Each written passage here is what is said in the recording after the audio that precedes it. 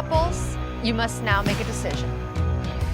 Do you want to open the boxes, or do you want America to decide for you? Hey y'all, welcome back to my channel. My name is Lex, and I would greatly appreciate if you would consider supporting the channel by liking, sharing, commenting, and subscribing. It helps to get the videos out there and it inspires me to keep creating.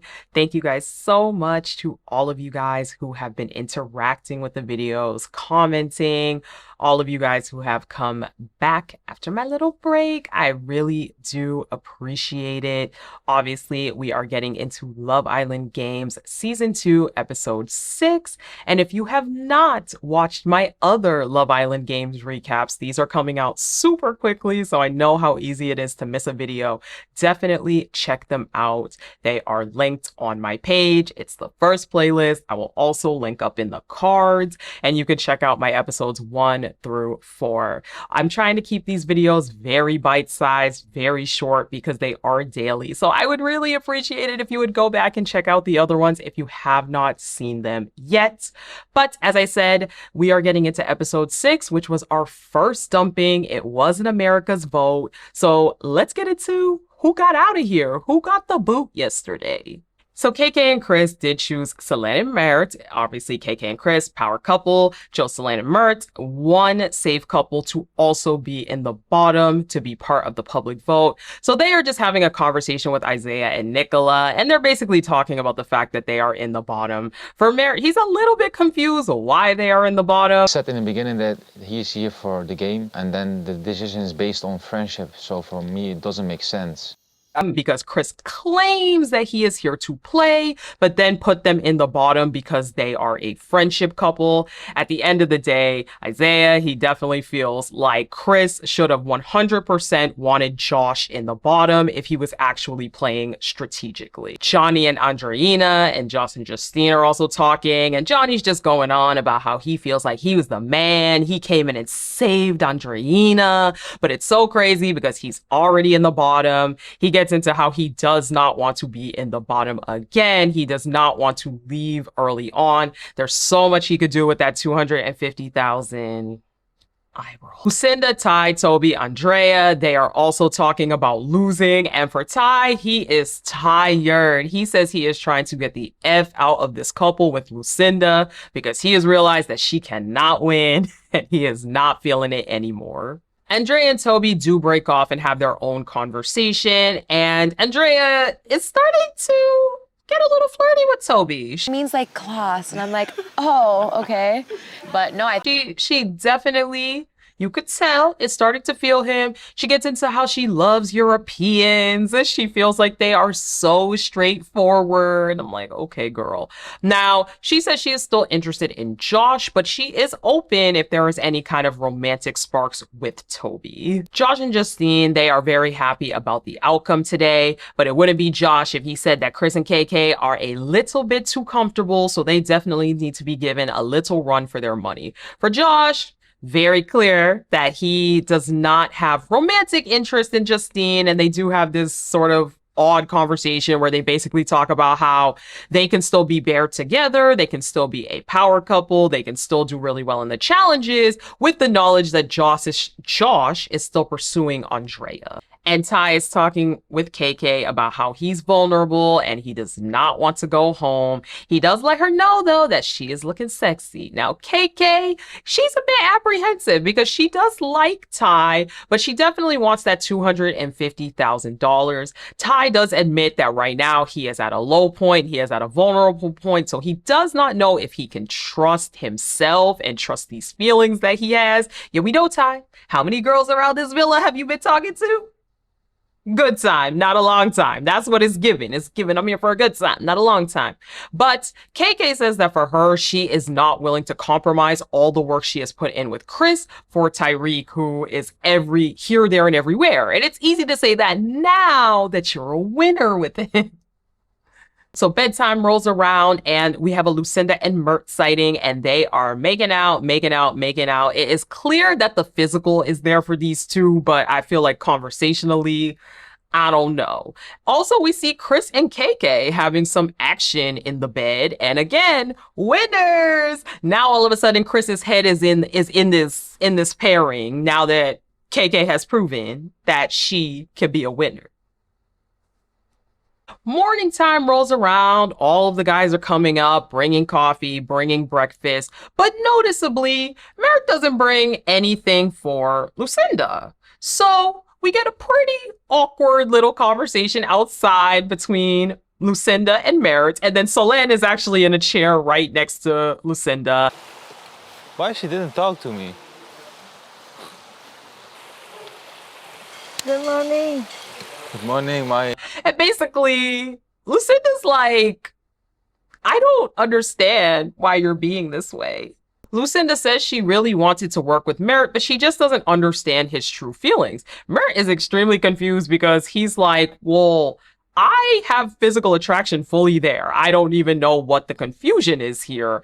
And it just, Merritt does have a very weird demeanor to me. Not weird, but maybe different demeanor. I don't know if it's maybe culturally, the way that you court people, or the way that their personality is, or just the openness. I don't know if it's Merritt himself, but I definitely watch Merritt and I'm like, does Merritt like anything? Does Merritt like anyone? Because this man seems extremely in his own world all the time. So I can understand why Lucinda is a little bit confused. And on Love Island, traditionally, bringing breakfast to your girl is a thing. I get it. Merritt was on an international version. He might be catching up with the program, but it wasn't giving, I really, really like you. It's giving, I'm cool. I want to fall back. I want to just kind of act like I'm too cool for school. I don't know. It's just something about Merritt's personality that is not giving that he's into her like that. But again, it could just be a cultural difference. I don't know. Andreina and Johnny have a conversation as well. I think at this point in my life, I'm 27. I have a daughter now. I just feel like I'm supposed to be doing better because of her. And Andreina is doing that very similar thing that she always does, where she's talking about how she's afraid that because Johnny paired up with every single girl last time, that he's going to do a similar thing again. Johnny basically explains that for him, ever since he had his daughter, he's 27 now, that he realized that he really needs to change. He realized that he needs to stop a lot of this being here, there, and everywhere behavior and be a little bit more settled down when he's on Love Island and in life in general. And Andreina eats this up. She absolutely loves to hear that. And the two of them kiss, and Andrea and Josh catch up. They're not in a couple anymore, but basically they are continuing to get to know each other. For Josh, he is absolutely loving this partnership, and he feels like every time they talk, they are getting closer and closer. For him, the sexual tension is there. Now, Andrea does admit that she likes conversations with Toby. And keep that in mind, because remember, when she was with Charlie, girl, she didn't even want to look at. She did not even want to look at Charlie. But with Toby, there's that little glimmer in her eye. There's that little, oh, this guy intrigues me. Solange and Isaiah, they also catch up. And as we know, the two of them from last week, they have a little bit of a spark brewing, potentially. They both definitely have a little interest in one another. So they just get to know each other a little better. They talk about their childhoods. They talk about their upbringings. They both admit that they are in friendship couples with their current partners. So again, the door is definitely open there. For Isaiah, he feels like there is a romantic spark there for him, and the language barrier makes it a little bit more fun.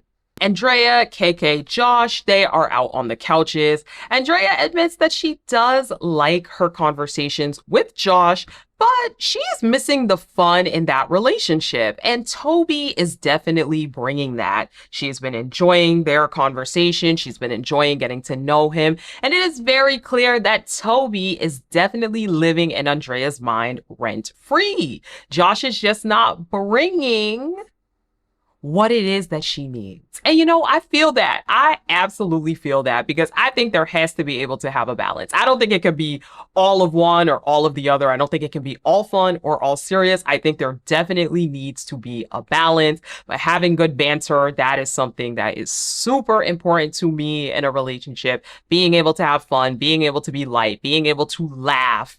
I just think that it's honestly a deal breaker if that does not exist. Justine is also making her little conversations around the villa. She's talking with Ty, and of course she is paired with Josh, but there is no romantic spark there. Now, Ty does admit that he does like Justine, and he wants to be with somebody that he can be attracted to romantically, and of course is good in these competitions. Justine is apprehensive, as she should be, because Ty has been very social with the ladies around this villa. He's talked to a bunch of people, and for her, she is unsure of if that is something that she wants to go through again. And if you're Justine and you've been on Love Island and you have not had the best luck, yes, girl, yes, please do be a little bit apprehensive of Ty. If you want to have fun with Ty, that is totally fine. If you are here for a good time, that is totally fine. But if you are looking for true love, if you're looking for something long lasting, it is not Tyreek.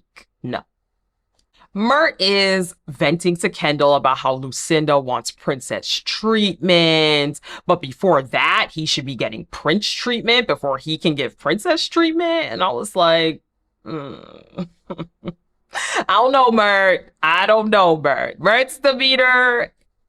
It's not giving for me. But anyway, Kendall is basically like, look, y'all are both vulnerable. And I'm going to be honest with you. I kind of feel like you should put a little bit more effort into this with her. Just show her. Just do a little something to show her that you're actually thinking about her. So Kendall does help Mert, set up a date. He gets some sand, they put some pillows down over on the dock, and they have their little date. Thank you. Can I put this in your hair? It is super cute. Lucinda is crying. She loves it. She feels like she is important to Mert. And you know what? Good for her. I'm so happy that this date that was fully orchestrated by Kendall was enough for her to feel happy. And side note, why are we not seeing Kendall and Garby talking? Okay, Kendall, you are busy planning dates with Mert. Are you planning dates for Garby? Just asking. Nighttime does roll around. They get into their finest, and we have a few pre-dumping conversations. Mert and Lucinda, they reflect after their little date on the pier, and Mert just basically admits that he doesn't like to give all of himself too early. Nicola does decide to let Garby in on how she's feeling about the fact that Isaiah feels there's no romantic connection. Now, Nicola is pretty upset about this whole thing. She talks about how she feels like she is so left out because everybody else has had their person since day one that is like them, and she feels like there's nobody really in this house that likes her. Remember, Chris did tell her that she is cute. I don't know. This conversation indicated to me that I don't think she's feeling Chris like that, because she keeps crying in the conversation about how she has nobody, though she does admit that Chris did tell her that she is cute. So Garby does encourage her. Hey, why don't you go for Chris? Why don't you get to know Chris? He's here.